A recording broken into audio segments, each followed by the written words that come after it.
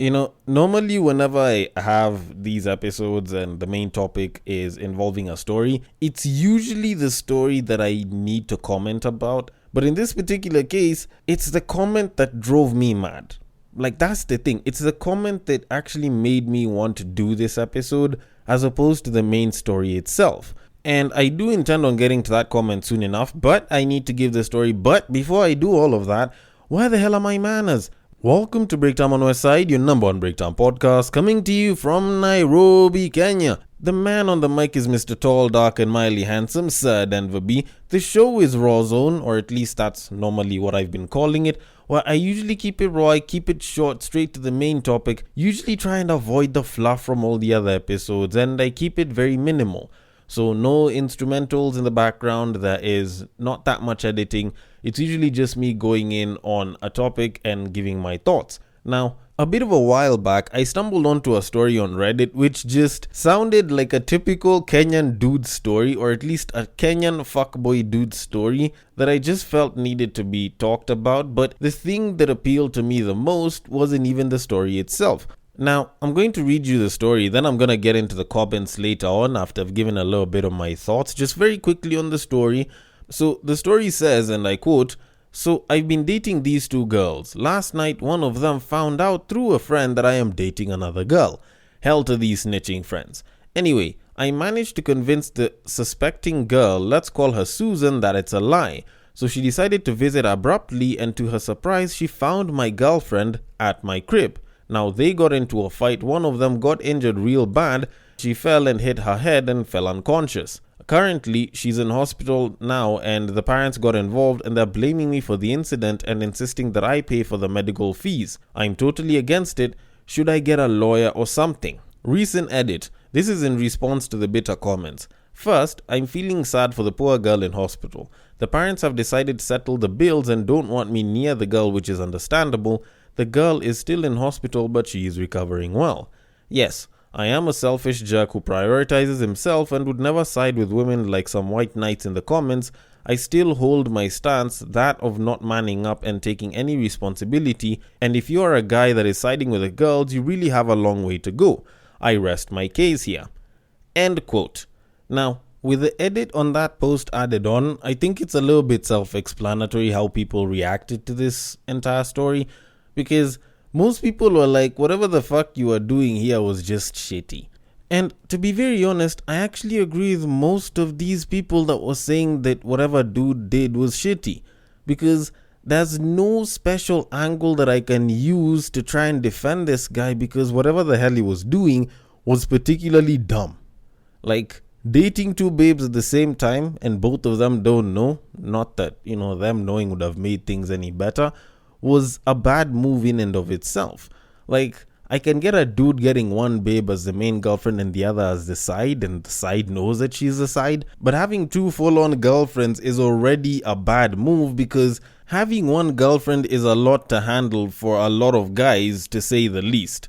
So imagine now adding another full-on girlfriend and then expecting that you'll be able to handle both of them pretty well at the same time for a long time.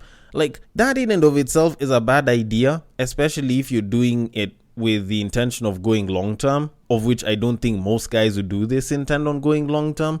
But still, even as a short term move, I tend to think that it's particularly shitty.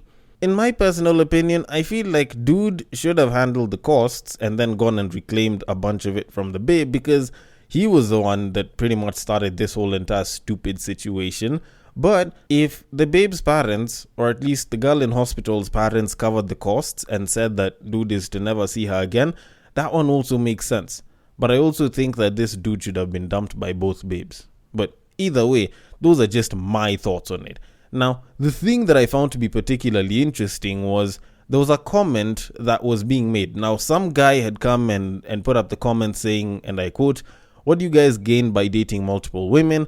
Someone called you an idiot and I agree. Pay the bills and let it slide. There is no way you're gonna win this since parents are involved and she got injured at your place." End quote. Now, some person spoke about variety and smashing, and if they both know it and they're not dating, then it's okay. But some dumbass, and I have to call them a dumbass, comes out and puts up this comment, and I kid you the fuck not, this is what they said word for word.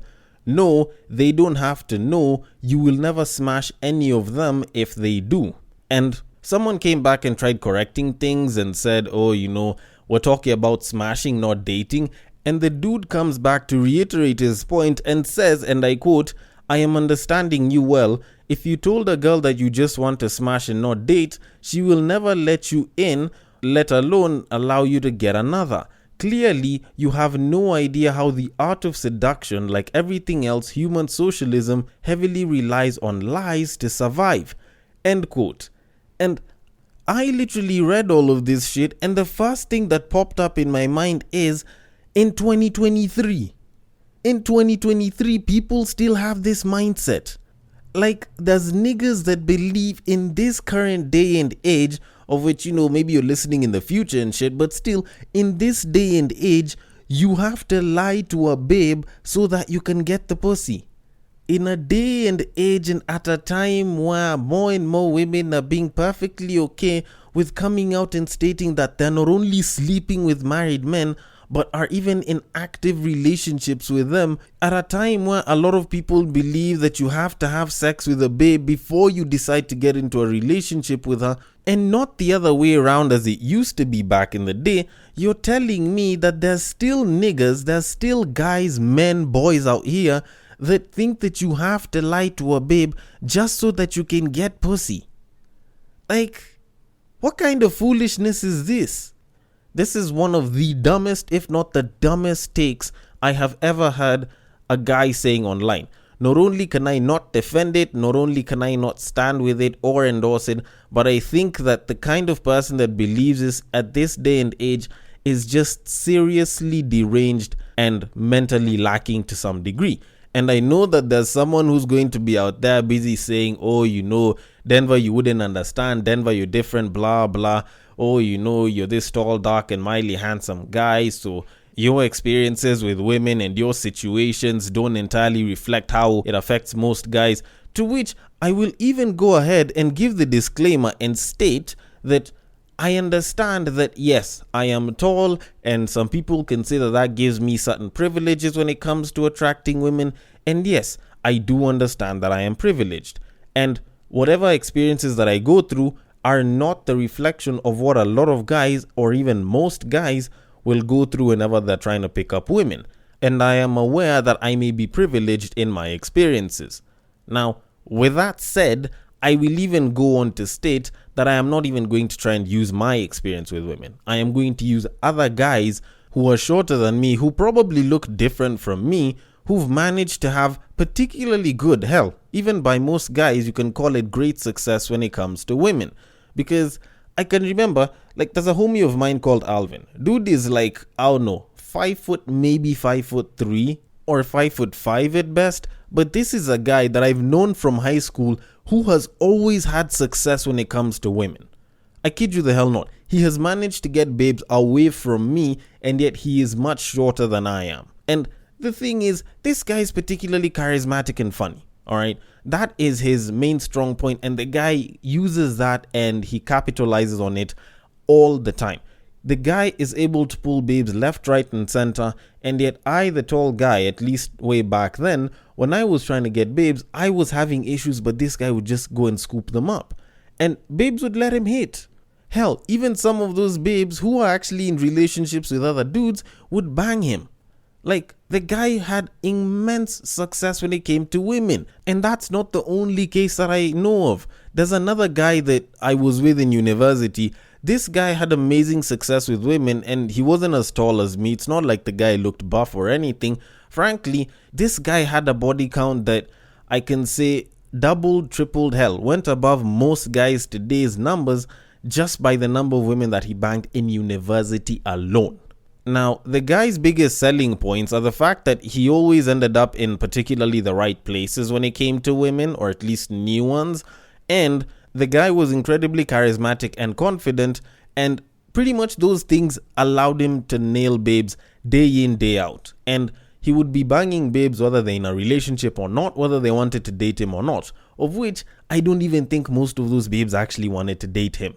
And the thing that I said about, him being at the right place at the right time to meet a lot of these women, it was because he was a part of freshman orientation. So with the guy's charisma and confidence, the guy got to know practically a good chunk of the babes, if not almost all of them, and they'd also get to know him because the guy would stand out, and as such the guy would get to bang babes. So at the end of the day, the biggest takeaway that I got from these two examples, which I think you guys should take from it, was not only the fact that you never have to lie to a babe so that they can bang, but the mere fact that you having really good confidence and having attributes and qualities to you that you can amplify to make yourself seem more attractive to other women is probably the best way that you can attract a babe, whether you want to bang them, whether you want to date them.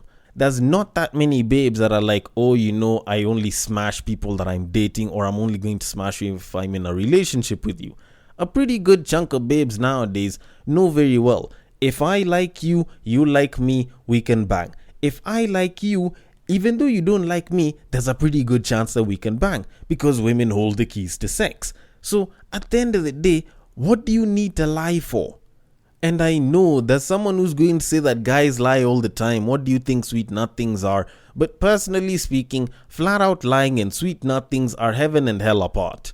Like, giving sweet nothings to a babe to make her feel special is one thing, but lying to them and promising them this fantasy is completely unnecessary and a little too over the top. And if anything, it just shows how much of a liar you are.